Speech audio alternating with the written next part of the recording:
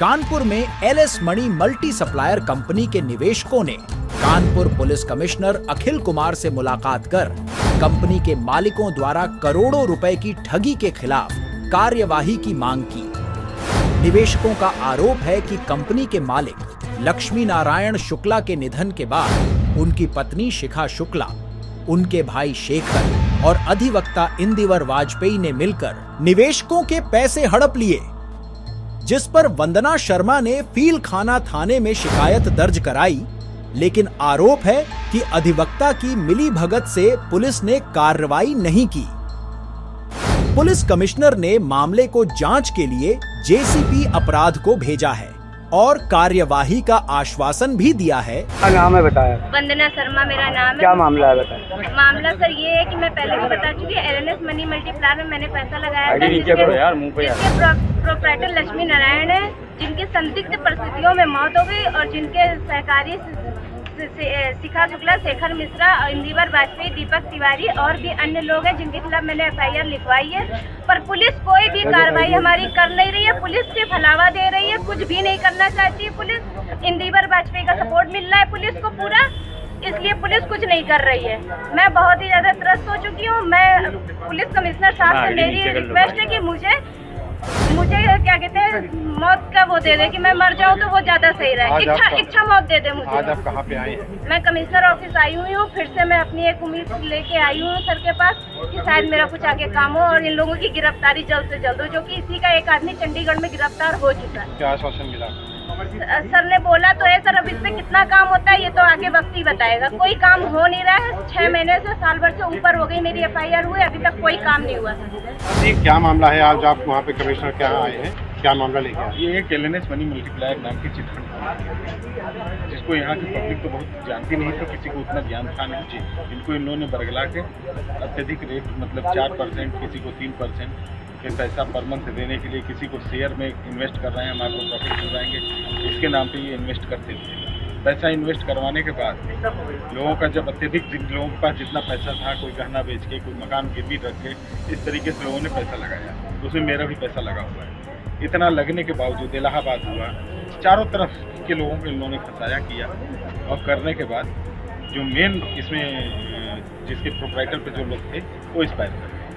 Expire करने के पहले से ही डिफॉल्ट कर गए थे, पैसा नहीं दे पा रहे थे। तो उसमें वो मारे गए हैं कि मरे हैं, पहले तो यही क्लियर नहीं है कि मर गए कि मार दिए गए। दूसरी चीज़, उसके जो और लोग जिंदा हैं वही लोग पैसा लिए हैं, पैसा लेके इधर उधर फरार हैं, जिसमें एक दीपक हैं, एक शिखा शुक्ला हैं जो उनकी वाइफ के नाम पे हैं, वो बोली वाइफ हैं या एक्चुअल वाइफ हैं ये भी नहीं पता चल रहा है। एक इंदिवर वाजपेयी हैं जिनका नाम मैं सुन रहा हूँ कि सबूत मिटाने के लिए उन्होंने लैपटॉप वगैरह सब कुछ ले रखा है, लोगों को मकान भी रखने के लिए ये काम करते हैं। और यहाँ तक कि शिखा शुक्ला जो एलएस मनी मल्टीप्लायर के प्रोप्राइटर की पत्नी है, जिनको बोला जाता है, उनसे बोला कि आप अपना फ्लैट उनको दें। उसकी रिकॉर्डिंग भी है लोगों के पास, मैंने देखा।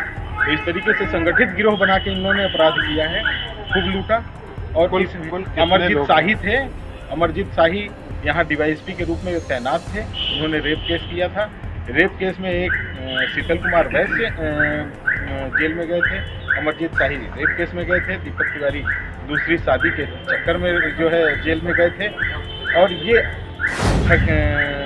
इस तरीके से जो ठग का कार्य कर रहा था लोगों से पैसा वसूलने का, लक्ष्मी नारायण शुक्ला, ये चारों लोग जेल में थे। जेल में इन लोगों ने लगता है कि इस तरीके से विचार बनाया, आने के बाद कंपनी स्टेब्लिश की और लोगों से पैसा लेना चालू कर दिया। और बाकी तो 2 लोग मर गए। एक आदमी मुकदमा दर्ज होने के बाद हाईकोर्ट में 2-3 बार गए, शीतल कुमार वैश्य हार्ट अटैक से खत्म हो गए।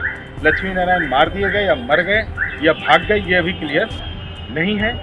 बाकी अमरजीत शाही अरेस्ट हुए हैं चंडीगढ़ से। यहाँ की पुलिस ने इनको अरेस्ट नहीं किया। यहाँ की पुलिस बोल रही है भाई ये है कि नहीं है, कौन है, कहाँ है, लेकिन चंडीगढ़ में उसी केस में वही दफा में अरेस्ट हुए।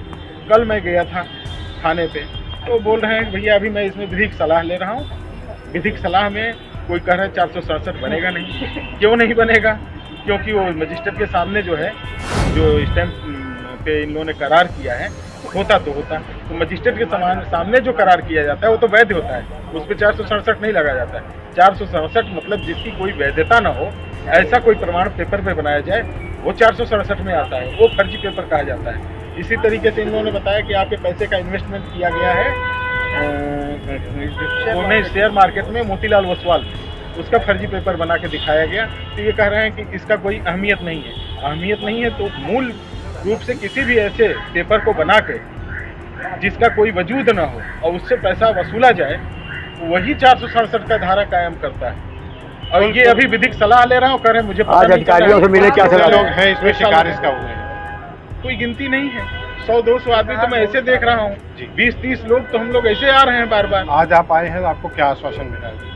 आश्वासन यही है कि एसीपी क्राइम के यहाँ या डीसीपी क्राइम के यहाँ ये भेज रहे हैं, वहाँ हम लोग को बताना होगा। और ये प्रक्रिया पिछले साल भी हो चुकी है। एडीसीपी ये थे सोनकर साहब थे, उनको बताया गया, सब कुछ हुआ, फिर वहीं आके केस खड़ा है। हमको तो ऐसा लगता है कि अब यहाँ से नहीं होगा। कोर्ट ने साफ दिया है, ऑर्डर किया है हाई कोर्ट, माननीय हाई कोर्ट में कि 60 दिन के अंदर चार्जशीट लगनी चाहिए। तो अब तो हमको लग रहा है कि भाई कुछ नहीं होगा तो कोर्ट में कंटेम्प्ट करना पड़ेगा।